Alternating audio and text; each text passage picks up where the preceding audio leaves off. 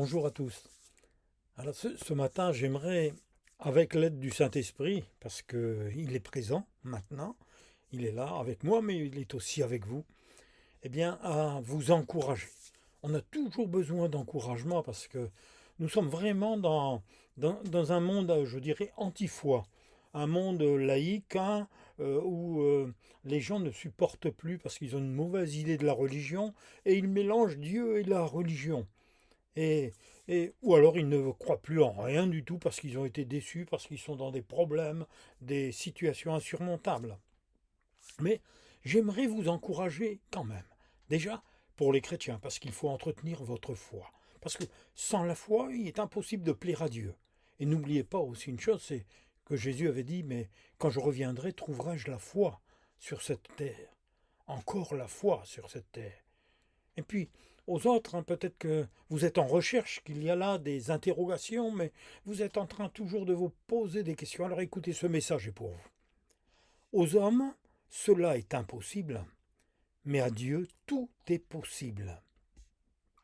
Aux hommes, cela est impossible, mais à Dieu, tout est possible. Que cela se grave bien sur, je dirais, toute cette carapace de votre cœur, que ça pénètre à l'intérieur. Voyez-vous, par nos pensées et nos paroles, nous pouvons rester dans la tristesse, sans espoir, et même, parfois, on est démoralisé. Et aussi, pourquoi? Parce que nous sommes dans une situation difficile.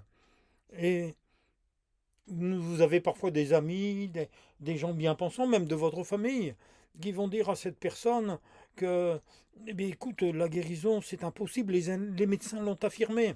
C'est une maladie orpheline, il n'y a aucun espoir. Alors, ce que le médecin a dit, voilà, c'est terminé. On est prêt à clore le chapitre et à fermer, la fermeture éclair. Et une autre personne, par contre, hein, elle est inguérissable. Pourquoi? Parce que elle ne peut pas changer. C'est certainement héréditaire. Il n'y a pas d'autre solution. Sa mère ou son père, dans sa famille, il y a eu toutes ces choses-là. Hein, ça a été transmis, c'est génétique. Et plus d'espoir. Alors, écoutez, je vous parle de la part du Seigneur. Le Saint-Esprit vous dit, si vous vous arrêtez de parler, et si vous écoutez ce que Jésus dit, tout peut changer selon votre choix et votre décision. C'est votre décision. C'est vous qui allez décider de croire ou de ne pas croire. Jésus a dit dans Matthieu, chapitre 19, verset 26, aux hommes tout cela est impossible, mais à Dieu tout est possible. C'est vrai que il y a des gens, ils sont dans le fatalisme. Et eh bien, c'est le fatalisme, la pauvreté, la violence quotidienne qu'ils subissent, la dépendance à l'alcool, à la drogue, au sexe. Eh bien, c'est du fatalisme. Voilà, j'y peux rien, je ne peux pas changer. Impossible de changer. Et les yeux de l'incrédulité les déclarent irrécupérables. Même les gens qui sont à côté d'eux ont baissé les bras. Écoutez ce que Jésus vous dit, car tout est possible à Dieu. Luc 18, 27 répétera, ce qui est impossible aux hommes est possible à Dieu. Ces attitudes de pensée exprimées deviennent des forteresses, vous savez de quoi? D'incrédulité. Oui, des forteresses, où les personnes deviennent prisonnières de leurs propres pensées, de leurs propres raisonnements. Et celles qui les retiennent se mettent eux-mêmes dans une sorte de cachot, vous savez, où avec une toute petite fenêtre, mais où la lumière est totalement, pour ainsi dire, absente dans leur esprit. 2 Corinthiens, chapitre 4, verset 4, nous dit, ils ne croient pas parce que Satan, le Dieu de ce monde, a aveuglé leur intelligence. Et oui, Satan, le Dieu de ce monde, vous ne le voyez pas, mais vous savez, il le dirige, et il le dirige bien même.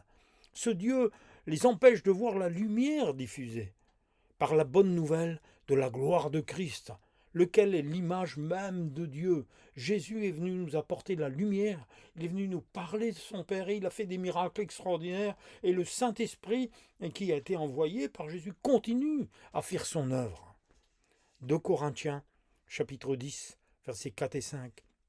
Dans notre combat, c'est un combat personnel, les armes que nous utilisons ne sont pas d'origine humaine.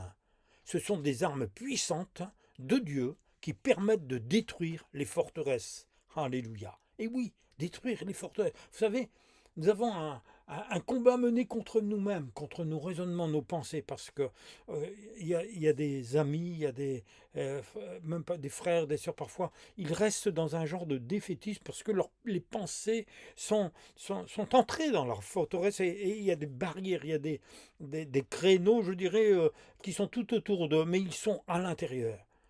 Détruire les faux raisonnements. Nous renversons tout ce qui se dresse orgueilleusement contre la connaissance de Dieu. Vous vous rendez compte? L'orgueil. L'orgueil qui ne veut pas demander à Dieu, qui ne veut pas croire, c'est de l'orgueil contre la connaissance de Dieu. Si Dieu est Dieu, Dieu est puissant. Rien ne lui est impossible. Et nous faisons prisonnière toute pensée pour l'amener à obéir à Jésus. C'est-à-dire, eh bien, je parle à moi-même. Je dis, ben maintenant tais-toi. Je me souviens, c'était une sœur que vous avez entendu parler, c'était la sœur Emmanuelle, qui disait que souvent, à 99 ans encore, lorsqu'elle se levait, elle avait un peu mal partout, puis elle disait, elle parlait elle-même, et avec son humour, elle disait, eh bien, tais-toi vieille carcasse, parce que celui qui vit en toi va te donner la force. Et elle continuait à avancer. C'est-à-dire, nous avons une part de responsabilité, de connaître le Seigneur, mais de mettre en application sa parole. Alors la solution, elle existe. Parce que sommes-nous condamnés à rester prostrés dans le désespoir ou à vivre dans un déni en nous voilant la face et en nous propulsant dans des attitudes trompeuses? Vous savez, il y a des gens qui s'échappent, après ils vont rigoler, ils vont sortir, tout ça pour oublier la situation qu'ils vivent. Non.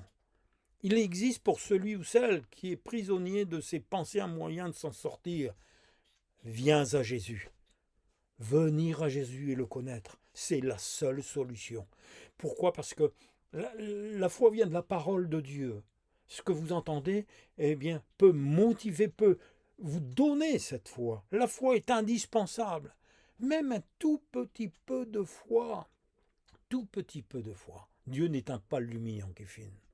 Hébreux 11.6 dit, or, sans la foi, il est impossible d'être agréable à Dieu.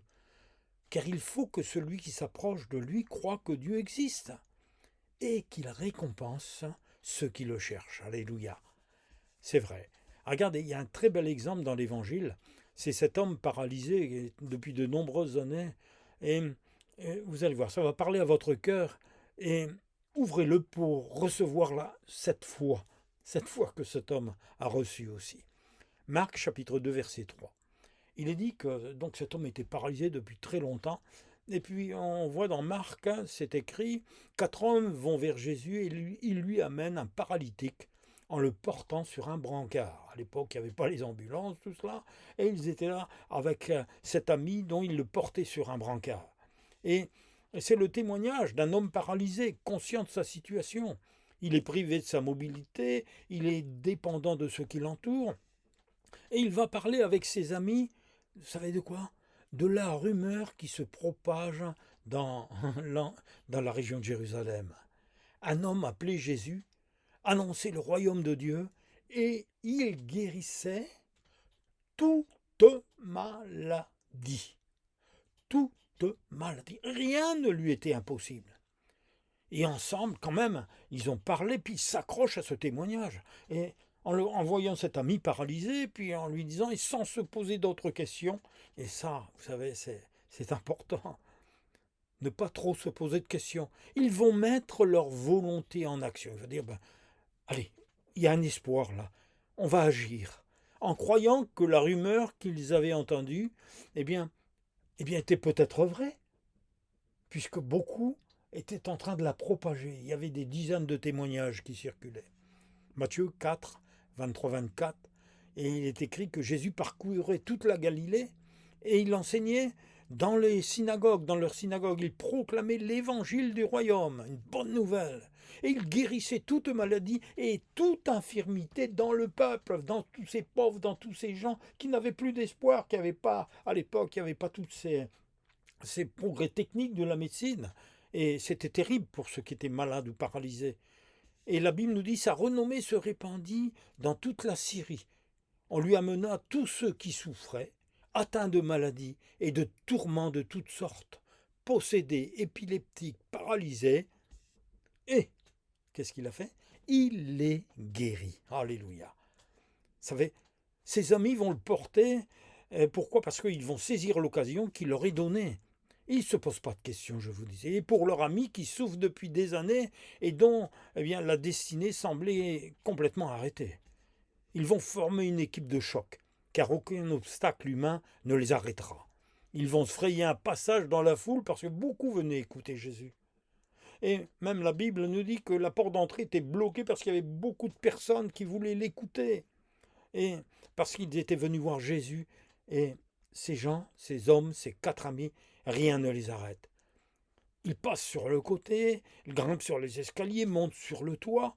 Et qu'est-ce qu'ils vont faire? Une chose impensable, ils vont percer le toit, là, avec un trou donc assez grand pour faire passer le brancard. Et là, ils vont faire cette ouverture pour pouvoir passer le brancard avec leur ami dessus pour le mettre devant Jésus.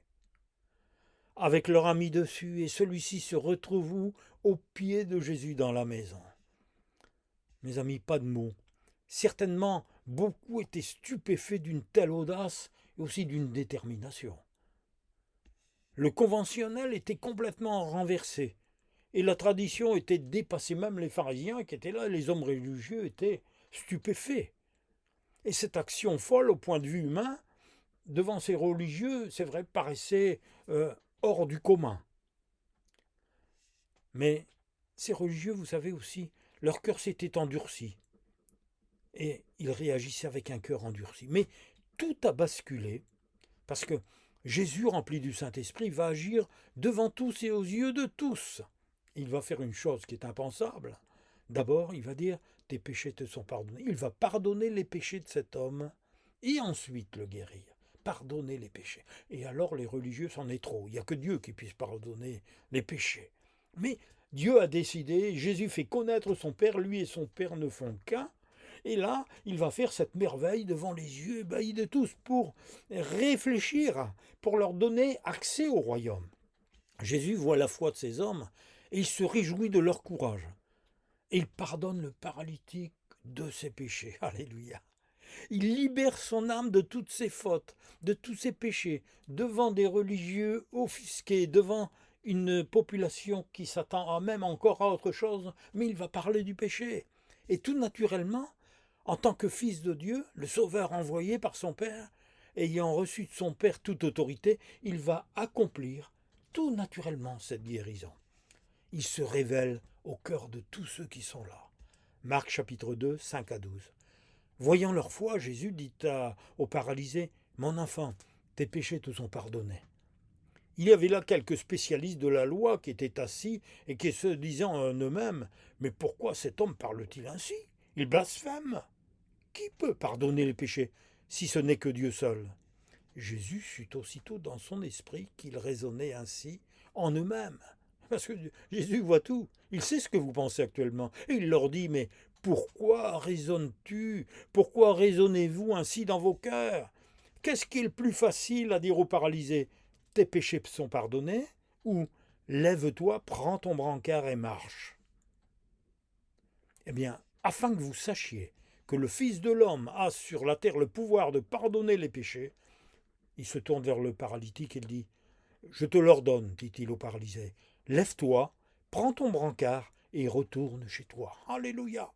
Aussitôt il se leva, prit son brancard et sortit devant tout le monde, de sorte que tous étaient très étonnés et célébraient la gloire de Dieu en disant, « Nous n'avons jamais rien vu de pareil. » Mes amis, ça peut être la même chose pour vous. Toi, mon frère, ma soeur, ça peut être la même chose pour toi. Jésus ne change pas. Voyez-vous, la parole de Jésus est là et il n'y a rien à ajouter, il n'y a qu'à la croire et puis à la mettre en application. C'est Jésus qui libère des forteresses que Satan dresse pour nous empêcher de connaître Dieu et de bénéficier de son amour pour nous. Jésus est cette parole, cette lumière qui pénètre dans ce cachot de l'incrédulité. Le pardon et la guérison sont à la porte de votre cœur, à condition de vous lever et d'actionner votre volonté, votre foi. Nous sommes responsables de mettre nos pensées à l'obéissance de Christ qui libère. Jean chapitre 11, verset 40 dit « Si tu crois, tu verras la gloire de Dieu ». Oui, le Seigneur Jésus renverse les mauvaises pensées humaines. Et pour ceux qui veulent le suivre, et agit dans le cœur des petits, des pauvres, des grands, de tous ceux qui sont au milieu du peuple et qui recherchent après Dieu. Vous savez, je vais raconter un petit témoignage que j'avais reçu lorsque nous étions en Afrique. Il y avait eu une grande célébration dans la cathédrale, donc dans la capitale justement d'un grand pays africain. C'était le Zaïre. Il y avait un grand rassemblement pour un culte de célébration. Et toutes les autorités religieuses et les dirigeants du pays étaient venus à l'office, parce qu'il y avait beaucoup de monde, beaucoup de familles aisées, religieuses étaient présentes et le bâtiment était plein. Plus personne ne pouvait rentrer. Et le peuple, était à l'extérieur. Il n'y avait pas de place pour eux, pour les gens du peuple.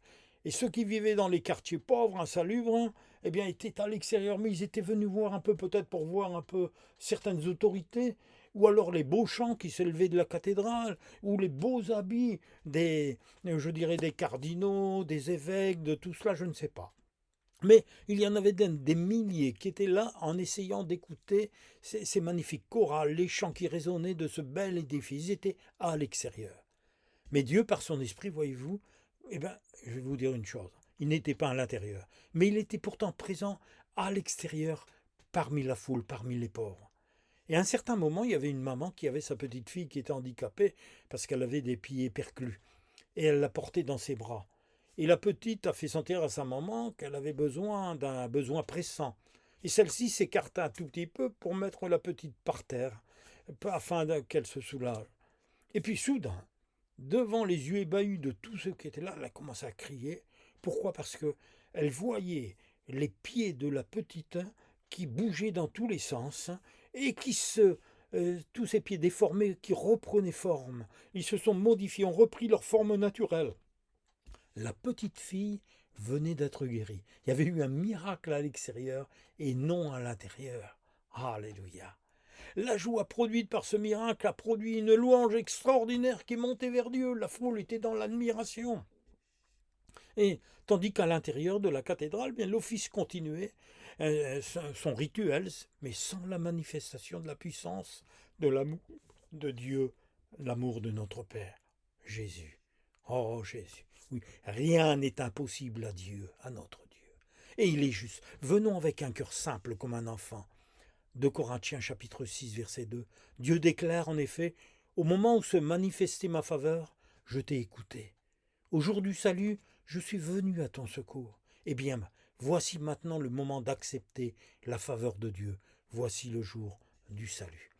Seigneur, je veux faire taire toutes ces paroles qui m'empêchaient de t'écouter. Je veux chasser l'esprit d'incrédulité qui gère souvent mes sentiments et qui me bloque dans ma foi, qui m'empêche de raisonner en ayant les yeux vers toi. Viens à mon secours, Jésus, pardonne-moi par ce manque de confiance à ta parole, ce manque de foi. Mon Père céleste, je me remets totalement entre tes mains pour connaître mieux mon Sauveur Jésus-Christ. Je crois, Seigneur, viens au secours de mon incrédulité. Je veux voir ta gloire dans ma vie. Et dans dans ce moment, je te prie, Seigneur, de tout mon cœur, Seigneur, au nom de Jésus, sois béni. Soyez bénis, mes amis, mes frères, mes sœurs, et marchez dans la victoire de votre foi. Et c'est à Dieu, notre Père céleste, et à Jésus-Christ, que soit l'honneur, la louange et la gloire. Amen.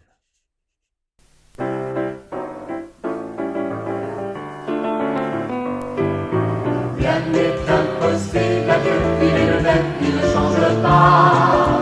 Rien n'est impossible à Dieu, ce qu'il a fait, il le fera.